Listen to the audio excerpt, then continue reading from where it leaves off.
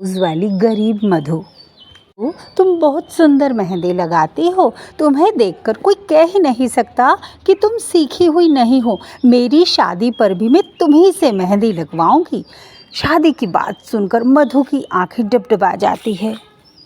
मधु ने अभी तक ना जाने कितने हाथों पर मेहंदी लगाई थी, शादी के हाथ बनाए थे, लेकिन सांवला रंग और गरीबी के चलते घर आए रिश्ते हमेशा मधु को ठुकरा कर चले जाते हैं। फिर कहते हैं ना कि ऊपर वाला हर इंसान को एक कमी के साथ एक खूबी भी देता है। वो बहुत सुंदर मेहंदी लगाती थी, जिससे हर तीज त्योहार पर गांव की औरतें मधु से ही मेहंदी लगवाने आया करती थी। कुछ ही दिनों में मधु की शादी हो जाती है और उसकी सास कहती है कि आओ बहू, इस छोटे से घर में आपका स्वागत है। वे मधु गृह प्रवेश करके अंदर आती है, तभी उसकी ननंद उसके हाथों की मेहंदी देखकर मधु से कहती है, अरे वाह भाभी, आपके हाथों की मेहंदी तो बड़ी खूबसूरत लग रही है। आपने किनसे लगवाई है? मेहंदी कितनी गाढ़ी लगी है भाभी, और इसकी डिज़ाइन भी कितनी अच्छी। बताइए ना, आपने आपकी मेहंदी हाथों में किस पार्लर से लगवाई थी? मधु कहती है, ननंद जी, यह मेहंदी मैंने खुद से लगाई है। मुझे मेहंदी लगाने का बहुत शौक है। ये तो बहुत अच्छी बात है मधु बहू बेटियों के हाथ में तो ये सब हुनर होना ही चाहिए। फिर मधु की सास कहती है, जा बहू, तू आराम कर ले, तू बहुत थक गई होगी। फिर मधु अपने पति अखिलेश के साथ कमरे में आ जाती है। जब वह कमरा देखती है तो कमरे की हालत बहुत ही टूटी फूटी और बिखरी हुई रहती है और ज़मीन पर एक फटी हुई चटाई बिछी थी। अखिलेश कहता है, मधु, तुम्हारे आने से पहले मैं इसी कमरे में सोता था। यह मेरा कमरा ही है।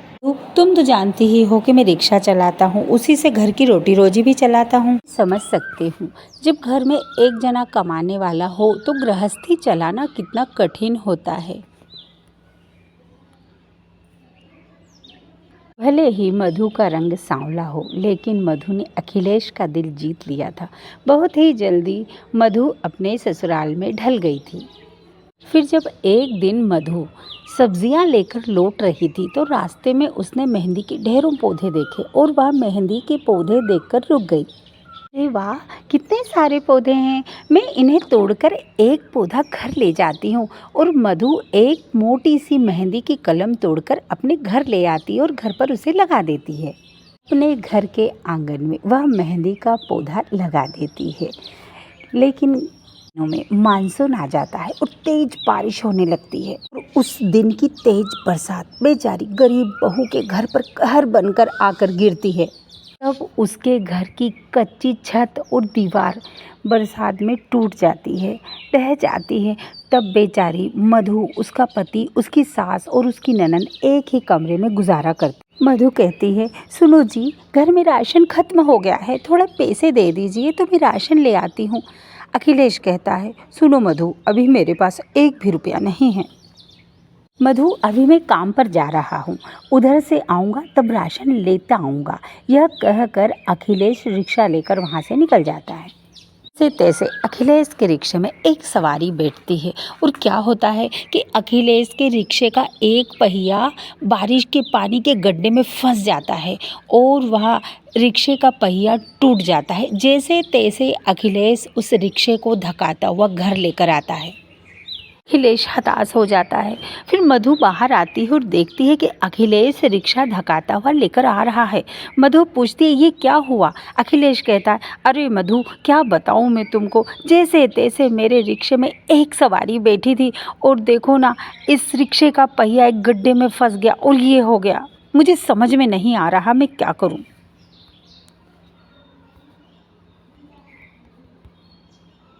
मधु, मेरे पास एक भी रुपया नहीं है जिससे मैं इस रिक्शे को ठीक करा सकूं। अजी, आप चिंता मत करिए, भगवान किसी न किसी को ज़रूर भेजेगा जो हमारी मदद करेंगे। इतने में सामने से उस गांव की एक बहुत ही अमीर औरत आती हुई दिखती है और वह कहती है, अरे मधु बेटा, बहू, मेरी बेटी किंजल की आज शाम को सगाई है, तू घर आ जाना और आकर उसका हाथ भर देना, मैं तुझे तेरा मेहनताना दे दूंगी। अब शाम होती है और मधु अपनी सास और ननंद के साथ मेहंदी में आती है। ये मेहंदी वाली आई क्यों नहीं, इतनी देर हो गई। अरे बेटा किंजल, उसने ऐन मौके पर मेहंदी पर आने से मना कर दिया। इतने में मधु आ जाती है और मधु कहती है, लाओ किंजल, मैं तुम्हें जल्दी से मेहंदी लगा देती हूँ, मुझे आने में देर हो गई। किंजल कहती, नहीं नहीं नहीं भाभी, हम आपकी बात नहीं कर रहे थे। पहले हमने जिस मेहंदी वाली से मेहंदी लगाने के लिए कहा था ना, उसे मना कर दिया। मैं मम्मी से उसी के बारे में बोल रही थी। मधु कहती, कोई बात नहीं किंजल, लाओ मैं तुम्हें मेहंदी लगा देती हूँ, मुझे आता है मेहंदी बनाना। किंजल अपना हाथ आगे बढ़ाती है और मधु उसके हाथों में बहुत ही सुंदर मेहंदी बनाती है, जिससे किंजल के हाथों की बनी मेहंदी की सभी तारीफ करते हैं। इससे माया खुश होकर मधु को 500 रुपया दे देती है। मधु 500 रुपये में से आधे का तो राशन ले आती है और आधे रुपए बचाकर अखिलेश को दे देती है। अगले दिन से अखिलेश रिक्शा चलाने लगता है। सुनो भैया, बैंक में रिक्शा ले चलो। अखिलेश कहता है, जी बहन जी, आप बैठिए। फिर क्या होता है, लवी जैसे ही रिक्शा में बैठती है, उसकी ड्रेस टाइट होने के कारण बैक साइड से फट जाती है। नो, ये अभी होना था। Shit shit shit. क्या हुआ बहन जी, आप इतनी परेशान क्यों हैं? भैया, मेरी ड्रेस फट गई है, अब मैं क्या करूं? मैडम जी, आप मेरे घर चलिए, मेरा घर यहाँ पास में ही है, शायद मेरी मिसेस आपकी कोई मदद कर दे। थोड़ी देर में अखिलेश पल्लवी को अपने घर लेकर आता है और मधु को सारी परेशानी बताता है और वहाँ से चला जाता है। देखो ना, मेरी ड्रेस फट गई है और मुझे इमीडिएटली अपनी फ्रेंड के फंक्शन में पहुँचना है, क्या तुम मेरी कोई मदद कर सकती हो क्या? मैडम जी, मुझे 10 मिनट दीजिए। यह बोलकर मधु पल्लवी के फटे हुए हिस्से को काट देती है। पल्लवी कहती, अरे ये तुमने क्या किया? तुमने तो मेरी ड्रेस को और भी ज़्यादा बर्बाद कर दिया। अब इस फटी हुई ड्रेस को मैं पहनकर फंक्शन में कैसे जाऊंगी? मैडम जी, आप मुझ पर यकीन रखिए और बैठ जाइए। पल्लवी मधु की तरफ पीठ करके बैठ जाती है और घूम जाती है। के बाद गरीब बहू मधु उसकी बैकलेट ड्रेस को बहुत ही सुंदर मेहंदी से डिज़ाइनर कर देती है। मेहंदी की डिज़ाइन से बना हुआ ब्लाउज़ पल्लवी को बहुत पसंद आता है। वाओ, इस फैब्रिक, आपने तो मेरी ड्रेस बहुत ही सुंदर बना दी। मेरी ऐसी बैकलेस ड्रेस कितनी सुंदर बना दी है। मेरी इस ड्रेस को मेहंदी डिज़ाइन से कितना सुंदर बना दिया है। Wow, I like this, I love you. यह बोलकर पल्लवी अपने बैग से 5,000 रुपये निकालकर मधु के हाथ में दे देती है। वह मीता के फंक्शन में वहाँ से निकलने के बाद वह मीता के फंक्शन में एंगेजमेंट पार्टी में चली जाती है। जब सभी लोग पल्लवी की डिज़ाइन देखते हैं तो सभी लोग बहुत तारीफ़ करते हैं, सबको बहुत ही पसंद आती है वह design. Wow Pallavi, you are so looking. Mehndi design वाले ब्लाउज़ में तो तू कहर ढा रही है। मुझे भी अपने लिए ऐसा ही मेहंदी डिज़ाइन वाला ब्लाउज़ बनवाना है। को वह डिज़ाइन बहुत पसंद आती है और वह पल्लवी से ऐसा बोलती हैं, तो मुझे इस पार्लर वाली का नंबर शेयर कर दे, मुझे भी ऐसा ब्लाउज सिलवाना है। मीता, ये किसी पार्लर वाली का नंबर पार्लर वाली ने नहीं किया है मेरे ब्लाउज को डिज़ाइनर, बल्कि यह तो एक गरीब के हाथों की मेहनत है। शादी से पहले पल्लवी मीता को लेकर मधु के घर में आती है। मधु की गरीबी देखकर और उसका गरीब घर देखकर पल्लवी और मीता को बहुत बुरा लगता है। मधु कहती है कि अरे मैडम जी, आइए आइए, आप यहाँ, कैसा गया आपका फंक्शन तो बहुत ही बढ़िया था और तुमने जो मेरा ब्लाउज़ मेहंदी से डिज़ाइन किया था वह तो सभी लड़कियों को बहुत पसंद आया है। और यहाँ मेरी सहेली मीता, इसकी शादी होने वाली है, इसकी शादी है, इसे भी मेहंदी डिज़ाइन वाला ब्लाउज़ बनवाना है। यह शादी का लहंगा है, ज़रा देखकर बताना इस पर कौन सा ब्लाउज डिज़ाइन अच्छा लगेगा। और ब्लाउज़ के साथ साथ मुझे हाथ पैरों पर भी वेडिंग मेहंदी लगवानी है। मैं तुम्हें 25,000 दे दूँ? 25,000? हाँ तो फिर 20,000 ले लेना। यह सुनकर मधु अपनी सास ननद को देखने लगती है। जल्दी से मधु मेहंदी पीसकर उसके 5-6 कोण तैयार कर लेती है। मैडम जी, आपकी शादी का लहंगा बहुत हैवी है और आपका ब्लाउज भी। ब्लाउज पर नेकलेस मेहंदी डिज़ाइन भी बहुत ही अच्छी लगेगी। इस पर नेकलेस मेहंदी डिज़ाइन ही बहुत ज़्यादा खूबसूरत लगेगा। वही बना दो, बस मैं शादी में बहुत अच्छी लगूं। के बाद मधु मीता को बहुत ही सुंदर, बहुत ही खूबसूरत मेहंदी डिज़ाइन बनाकर देती है, जो वाकई में देखने में बहुत ही खूबसूरत लग रहा था और बहुत सुंदर था। मीता और पल्लवी के बाद उस गरीब बहू के पास बहुत सारी लड़कियां मेहंदी ब्लाउज डिज़ाइन करवाने आती थी। से अब मधु को अच्छी खासी कमाई होने लगी है। जो मधु को कमाई होती है उससे वह सबसे पहले अपने ससुराल वालों के लिए रहने का मकान खरीदती है। मधु के हाथों का कमाल और उसका हुनर था, उसकी कड़ी मेहनत का कमाल था। ये अपने हुनर का इस्तेमाल करके अपने गरीब ससुराल को बदल दिया था और उनके हालात बहुत अच्छे कर दिए थे। बहन, मैं तुम्हारे घर आई थी। 5 बहुएं बहुत काम करने के बाद बेचारी थोड़ा आराम करने के लिए अपने कमरों में गई थी। अब थोड़ा आराम करना तो बनता है। सुजाता, तुझे नहीं पता है, जब से इन 4-5 की शादी हुई है, इनकी शादी को 4 साल हो गए हैं और इन 5 को एक संतान तक नहीं हुई। भला ये जब से आराम ही तो कर रही है और क्या कर रही है कि आराम करने का भी कोई फ़ायदा नहीं। ये तो ऊपर वाले की देन है। जब ऊपर वाले की मर्ज़ी होगी तो इन 5 की सूनी गोद हरी भरी हो जाएगी। इसमें हम क्या कह सकते हैं बहन, ये तो भगवान की इच्छा पर निर्भर करता है। बहन, अब मैं चलती हूँ, भगवान की इच्छा होगी तो इन 5 की गोद खिल उठेगी। अरे आजकल क्या हुआ ना, मेरी बहू की थोड़ी तबीयत ख़राब रहती है तो आजकल मुझे घर संभालना पड़ता है। थोड़ा घर का काम आजकल मैं भी कर लेती हूँ। आजकल बहू की जिम्मेदारी मैं संभाल रही हूँ। अरे वो भी तो आखिर किसी की बेटी है ना। अच्छा मैं चलती हूँ। तमन्ना सुजाता की बात सुनकर कहती है, बड़ी आई बहुओं की तारीफ करने वाली। अरे बहुएं तो पैर की जूतियों की तरह होती है। पैर की जूतियों की तारीफ करने वाले, जूती होती है जूती, उन्हें पैर की जूती को पैर में ही पहनना चाहिए, ना कि पैरों की जूती को सर पर रखना चाहिए। अपनी 5 बहुओं को कुछ भी नहीं समझती थी और वह चीख चीख कर पूरे घर को सर पर उठा लेती। अरे नास मिटियों, कहाँ चली गई 5? कहाँ जाकर मर गई 5? अरे नास मिटियों, तुमने तो हद ही पार कर दी है। ना जाने क्यों इस घर में आकर पड़ी हो अब तक।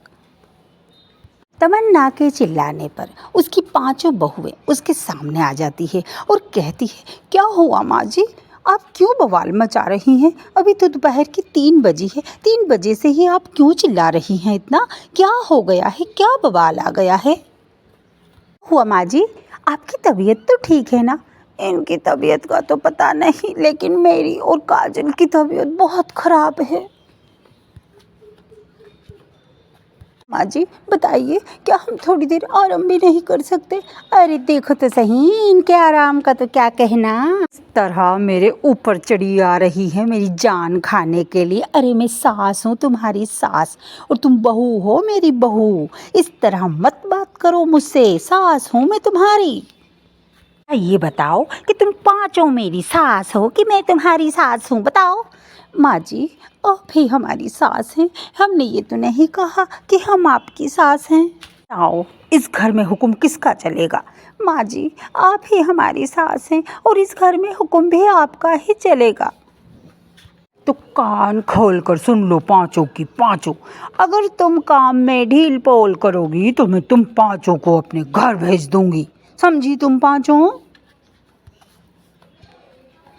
फिर पड़ी रहे ना मायके में। अब जाओ यहाँ से, काम करो पांचों की पांचों, मेरे सामने से जाओ यहाँ से। पांचों की पांचों अपनी सास की बात सुनकर वहाँ से चली जाती है और काम में लग जाती है। अभी तो सांझ भी नहीं पड़ी थी और पांचों रसोई में खाना बनाती है, तो हर तरह के घर के काम करने लग जाती। इसी तरह से तमन्ना हर रोज़ अपनी पांचों बहुओं को ताने दिया करती थी और बांझ कहकर भी बुलाया करती थी, बांझ होने का ताना मारा करती थी। इसी तरह से एक दिन क्या होता है कि तमन्ना अपनी पांचों बहुओं को कहती है कि अरे देखो, तुम पांचों घर में ही पड़ी रहती हो और पूजा पाठ ना करने का ताना देती है। ना तुम कभी मंदिर जाती हो, ना तुम कभी पूजा करती हो, पांचों की पांचों घर में ही पड़ी रहती हो। सुनो मेरी बात, आज से तुम पांचों सुबह और शाम दोनों टाइम मंदिर जाओगी और भगवान की सेवा करोगी। शायद इसी के चलते भगवान हमारा वंश बढ़ाने के लिए तुम पांचों को औलाद दे दे। बात सुनकर पांचों को बुरा तो बहुत लगता है, लेकिन उनके पास कोई चारा नहीं होता है कुछ भी करने के लिए आगे। तब वह पांचों सोचती है कि अब हमें मंदिर ही चलकर भगवान की सेवा करना चाहिए, और वह दोनों टाइम पांचों बहू मंदिर जाती है और भगवान की सेवा करने लग जाती हैं। पांचों मंदिर जाकर रोती है भगवान, हमने कौन सा पाप कर दिया जिसके चलते तुम हमें संतान नहीं देते हो, हमारी गोद हरी भरी नहीं हो रही। भगवान, हमने कौन सा पाप कर दिया, हे भगवान हमारा क्या कसूर है, हमारी क्या गलती है, हमारी गोद पे भर दो, हमें बच्चा दे दो। भगवान, इतने साल हो गए भगवान, आप हमें संतान का सुख ही नहीं दे रहे। अब अगर हमें और ताने सुनने पड़े तो हम कभी आपके मंदिर ही नहीं आएंगे। चलो बहनों यहाँ से। प्रिया अपनी जेठानी की बातें सुनकर काजल और सौम्या भी बिना पूजा किए ही उस मंदिर से निकल जाते हैं, और सब पांचों की पांचों उस मंदिर से बाहर आकर वह पांचों सड़क पार करने वाली ही होती हैं कि उनके सामने एक बहुत बड़ा ट्रक आ जाता है। इससे पहले ही एक लड़की वहां आ जाती है और वह उन पांचों को धक्का दे देती है, जिसके चलते वह पांचों तो बच जाती है, लेकिन वह लड़की जमीन पर गिर जाती है और बेहोश हो जाती है। लड़की गिर जाती है और उसे चोट लग जाती है। तभी वह पांचों कहती है, अरे ये लड़की कौन है, इसने हमें कैसे बचाया, कौन है ये लड़की। तभी काजल कहती है, अरे ये सब तो हम बाद में देखेंगे, पहले हम इसको बचाते हैं, देखो इसे बहुत ज़्यादा चोट लगी हो। पांचों उसके पास जाती है और उसकी चोट देखती है, इसे हॉस्पिटल लेकर चलते हैं। उस लड़की का नाम कनिष्का था। वह रोड पर भीख मांगती थी और वह रोड पर भीख मांगकर खाती थी और अपना गुजारा करती है। इसके चलते ही वह पांचों बहुओं को बचा लेती है और खुद घायल हो जाती है, लेकिन पांचों बहू उसे अस्पताल ले जाती है और हॉस्पिटल में ले जाकर उसका इलाज कराती है और कनिष्का को बचा लेती हैं। कनिष्का से उसकी दुख भरी कहानी सुनती है। कनिष्का कहती है कि मेरा इस दुनिया में कोई नहीं है, मेरा कोई भी नहीं है, मैं रोड पर भीख मांगती हूँ, अपना गुजारा करती हूँ और अपना पेट भरती हूँ। पैदा होते ही मेरे माता पिता भगवान को प्यारे हो गए थे और तभी से मैं दर दर की ठोकर खा रही हूँ। भगवान ऐसा कैसे कर सकते हैं, कैसे भगवान ऐसा कर सकते। औलाद चाहिए, उनकी औलाद नहीं देता है, और जिनके पास औलाद होती है उन्हें अपनी औलाद से अलग कर देते हैं। प्रीति की बात सुनकर कनिष्का रोने लगती है, जिससे प्रीति का मन भर आता है और वह कनिष्का को अपने साथ ही ले आती है और कहती है, आज से तुम हमारे साथ ही रहना। से ही पांचों बहू सौम्या, प्रीति, कनिष्का, काजल अब कनिष्का को घर लेकर आ जाती है। तब उसकी सास देखती है। वे तमन्ना अपनी बहू प्रीति से कहती है, इस रास्ते के कोड़े को उठाकर तुम यहाँ कहाँ ले आई हो, इसकी हालत तो देखो जरा, कौन है ये लड़की। ये मेरे दूर की मौसा के भाई की बहन की भानेज है और मेरी दूर की बहन लगती है। ही मैं मंदिर से निकली तो मैंने रोड पर इसे देखा, इसकी हालत बहुत ख़राब थी। इसके माता पिता इसे जन्म देते ही भगवान को प्यारे हो गए। अभी तो कहती है ना कि दूसरे की मदद करने से पुण्य मिलता है, हमें पुण्य कमाना चाहिए, इसीलिए मैं इसे लेकर यहाँ आ गई। हो सकता है इस पुण्य काम से भगवान हमें संतान दे दे। माँ जी, पांचों बहुएं बातों को घुमाकर अपनी सास से ऐसे बात करती हैं कि सास मान जाती है और वह पांचों बहुएं उस कनिष्का को अपने घर में ही रख लेती है। जब से कनिष्का उस घर में आई थी तब से वह उन पांचों का बहुत ख्याल रखती है। आप पाँचों उठ गए, टेबल पर बैठ जाइए, मैंने आप पाँचों के लिए नाश्ता बनाया है। अरे वाह कनिष्का, तुमने नाश्ता भी बना लिया, मैं जल्दी उठकर सारा काम कर लिया। वह पाँचों हैरान रह जाती है क्योंकि कनिष्का ने नाश्ता बनाने के साथ साथ घर की साफ सफाई भी बहुत अच्छे से कर रखी थी और पूरा घर जमा दिया था। मैं भी तो आपकी बेटी की तरह हूँ, इसलिए आज से मैं भी आप पाँचों का ख्याल रखूँगी। आप भी तो पाँचों पूरे दिन सारे घर का काम करती रहती हैं, इसीलिए मैंने सारा काम आज अपने हाथों से कर दिया। मैं थोड़ा काम कर लूँगी तो क्या चला जाएगा। ऐसा कहकर कनिष्का उन पाँचों को नाश्ता परोसती है। स्वादिष्ट नाश्ता करके पाँचों बहुत खुश होती है। जब भी किसी के घर में तबीयत खराब होती थी तो कनिष्का घर का काम करने के साथ साथ उनका ख्याल भी बहुत अच्छे से रख लेती थी। एक बेटी अपनी माँ का ख्याल रखती है। इसी तरह से तो जब एक बार तमन्ना देखती है कि इनका बहुत ज़्यादा लगाव है और ये पाँचों इस कनिष्का के साथ बहुत अच्छे से रहती हैं, तब उसकी सास को अच्छा नहीं लगता और वह एक दिन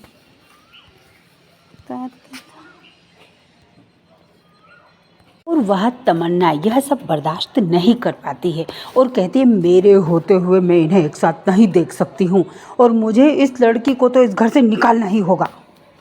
भरे दिन बिता रही हैं पाँचों और तमन्ना एक साजिश रचती है और अपने सारे गहनों को तमन्ना को एक आइडिया आता है। वह अपने सारे गहने बांधकर कनिष्का के कमरे में रख देती है और कनिष्का के ऊपर चोरी का इल्ज़ाम लगा देती है। उसने मेरे कमरे में आकर मेरे सारे गहने चोर लिए, सब आओ और इसके कमरे में देखो, मेरे सारे गहने इसके कमरे में ही मिलेंगे। नहीं नहीं, मैं ऐसा नहीं कर सकती, मैंने चोरी नहीं की। नहीं नहीं, मैंने चोरी नहीं की, मैं चोरी करने के विषय में सोच भी नहीं सकती हूँ। आप सब मेरे कमरे में आ जाइए, कमरे को देख लीजिए, लेकिन मैं ऐसा सोच भी नहीं सकती हूँ। मैं गरीब जरूर हूँ लेकिन मैं चोरी कभी नहीं करूँगी, कभी नहीं करूँगी। अपनी माँ की बात को सुनकर पांचों बहुओं के पति अपनी माँ की बात पर विश्वास कर लेते हैं। सौम्या हकीकत को लेकर सामने आती है और कहती है माँ जी ऐसा कुछ करेंगी ये मैं कभी सोच भी नहीं सकती थी। जानती थी कभी न कभी ऐसा जरूर होगा, क्योंकि माँ जी से हमारी खुशियाँ बर्दाश्त कभी नहीं कर सकती, कभी नहीं होती है। इसीलिए मैंने पता था कि माँ जी हमारी खुशियाँ बर्दाश्त नहीं कर सकती हैं, इसीलिए मैंने माँ जी के कमरे की एक वीडियो बनाई थी। ये देखिए, इस वीडियो में साफ साफ दिख रहा है कि माँ जी खुद अपने गहनों को बांधकर कनिष्का के कमरे में ले जाकर रख देती हैं। चाहे सामने आने के बाद तमन्ना को अपनी गलती का एहसास होता है। ये सब मैंने ही किया था, क्योंकि मेरी कोई बेटी नहीं रही जो मुझे सुख दे सके, मुझे बेटी का सुख मिल सके। इसीलिए तुम पांचों के साथ इसको देखकर मुझे जलन होती थी, इसीलिए मैंने ऐसा किया था। का सुख नहीं मिला, इसीलिए मुझे जलन हो रही थी अंदर ही अंदर, और इसीलिए मैंने ये सब किया। लेकिन अब मुझे अपनी गलती का पश्चाताप है, मुझे पछतावा है अपनी गलती का। तुम पांचों मुझे माफ़ कर दो। और तनिष्का बेटी, आज से तुम मेरी भी बेटी हो, मैं भी तुम्हारी माँ हूँ, मुझे माफ़ कर दो बेटी। और सब खुशी खुशी साथ में रहने लगते हैं। के चलते अब वह पांचों बहुएं कनिष्का को गोद ले लेती है और कनिष्का अब उन पांचों को माँ कहकर पुकारने लगती है। इसी के चलते सब खुशी खुशी साथ में रहने लगते हैं।